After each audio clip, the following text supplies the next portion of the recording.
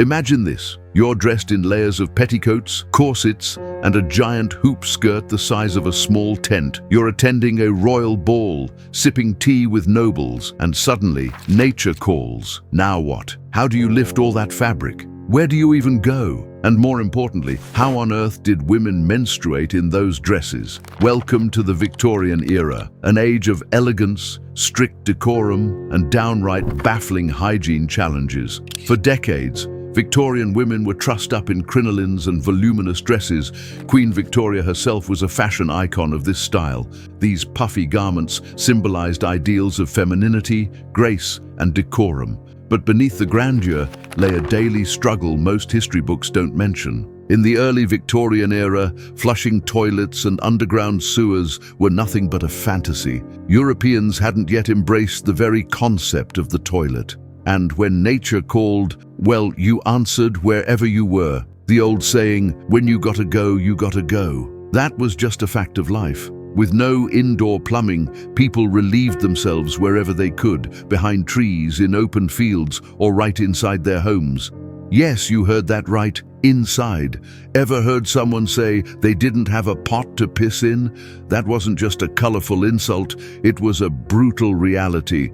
The pot referred to a chamber pot, a simple bowl used for collecting urine and feces. If you didn't own one, your only option was to step outside and hope for privacy. And the streets? They reeked. Victorians tossed the contents of these pots straight out the window, right onto the cobblestones below. High-heeled shoes and umbrellas weren't just fashion statements. They were survival gear in a city where the sky could rain waste. The chamber pot, often called a jerry in British slang, was a household staple. It came with a lid, and once it was used, the lid was sealed tightly. That lid wasn't for courtesy. It was a warning. This pot is full. Approach at your own risk. In the grand homes of the Victorian elite, nobles and royals, you'd never see a chamber pot. But don't be fooled. They were everywhere, hidden in ornate cabinets, tucked inside decorative furniture, or discreetly built into chairs. Servants scurried through the halls, checking and emptying them multiple times a day, because even wealth couldn't escape the call of nature. If you had money, your bathroom might be a private wooden bench with a chamber pot tucked inside. But no matter how elegant the home, one question lingered. Where did all that waste go? Enter the garderobe, a medieval-style toilet built on the upper floors of buildings, often hanging precariously over streets or alleyways. When it was time to empty the pot, the answer was simple: open the window and toss. To avoid drenching unfortunate passers-by, a shout would ring out, "Gardez-l'eau," French for "watch out for the water," a polite warning that something very impolite was about to fall from above. The stench, unbearable. Homes reeked, streets overflowed, and entire cities drowned in their own filth. Some streets had raised stone steps, so pedestrians could leap over the running waste. But here's the real kicker. During the Napoleonic and English civil wars, government agents went door to door collecting chamber pot contents. Why? Because urine, yes, urine, was refined into saltpeter, a crucial ingredient in making gunpowder. Your pee was quite literally fueling war. And the women of the era? Draped in layers of crinolines, petticoats, overskirts, and bodices, so many layers that undergarments like knickers weren't even necessary. With all that fabric swishing and swaying, no one noticed what wasn't underneath. Yes, you heard that right. For much of the Victorian era, ladies walked around without knickers. It wasn't until late in the period, when those massive, bell-shaped crinolines began catching gusts of wind and flipping women over in public, that modesty demanded a new solution. Only then did society whisper, perhaps it's time for drawers. But these weren't what you're thinking. Early Victorian underwear? Crotchless. Two pant legs connected only at the waist, with a split down the middle where it mattered most. Overlapping flaps of cotton offered just enough coverage, until you squatted and they parted like curtains on a stage. Why?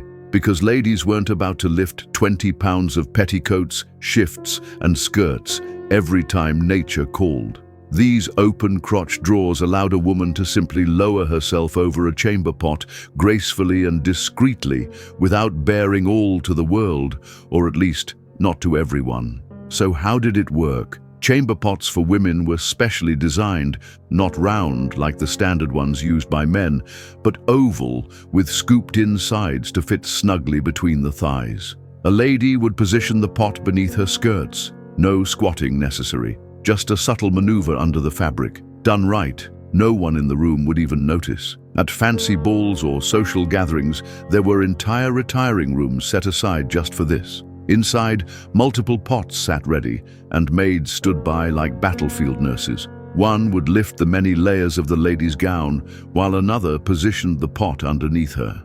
Afterward, a quick wipe with a damp cloth, and she was back to the ballroom as if nothing had happened. Not all women had that luxury. For many, the process was simpler and rougher. Pot on the floor, skirts up, squat, clean up with whatever was on hand, old newspapers, leaves, corn cobs, but don't worry, we'll dive into those charming details a bit later. At the very base of a woman's wardrobe was the linen shift, soft, washable and changed often. Sometimes daily, sometimes with every new outfit. Maids and servants, though. They wore far fewer layers and lived without the luxury of elaborate gowns or private retiring rooms. Privacy? In the Victorian world, it was a luxury few even thought to expect, especially when it came to using the toilet. Modesty didn't apply when nature called. In poorer homes, entire families would relieve themselves in front of one another. There were no separate water closets, no locked doors, just the pot, the floor, or the yard. And at high society events, gentlemen would simply stroll into the garden and do their business among the roses. But let's get to the gritty part, the one question everyone wants to ask but never dares. How did Victorians wipe their bottoms? Brace yourself. One of the most popular tools of the early Victorian era was the dried corn cob. Yes, corn on the cob, minus the kernels. It was rotated like a crude roller brush to, well, clean the area. And if that sounds primitive, remember, these weren't delicate instruments, they were reused, cleaned only occasionally if at all. Another favorite, the sea sponge on a stick. After each use, it was dipped into a communal bucket filled with salt water or vinegar, used again, and again, and again. And it wasn't just the Victorians. Early humans wiped with rocks, dirt and clay, the very earth itself. Comfort wasn't the point. Cleanliness? That's debatable. It was about doing what had to be done. Other items that found their way to the rear, leaves, straw, and, yes, seashells. You can probably imagine how well that went. As paper became more common and slightly more affordable, Victorians started turning to printed materials, newspapers, catalogues, even magazines. If you ever wondered what happened to last month's issue, it might have ended up in the chamber pot. Toilet paper as we know it didn't begin to take shape until the late 1800s, when patents began to appear. But it wasn't until the early 1900s that it was mass-produced into soft, rolled sheets like we have today. Before that, let's just say a trip to the bathroom was not the refreshing experience we take for granted now. So, how exactly did Victorian women manage menstruation in those mountains of fabric and steel-caged crinolines? Well, first, it's important to know that Victorian women had fewer periods than women do today. Why? Three main reasons. Puberty started around the same time as now, between 12 and 14, but menopause often came early, sometimes in a woman's mid-30s. On top of that, poor nutrition and relentless physical labor meant many women had low body fat, which often led to irregular cycles. But fewer periods didn't mean no periods. And when that time of the month came, Victorian women faced it without a single pad, tampon, or disposable product.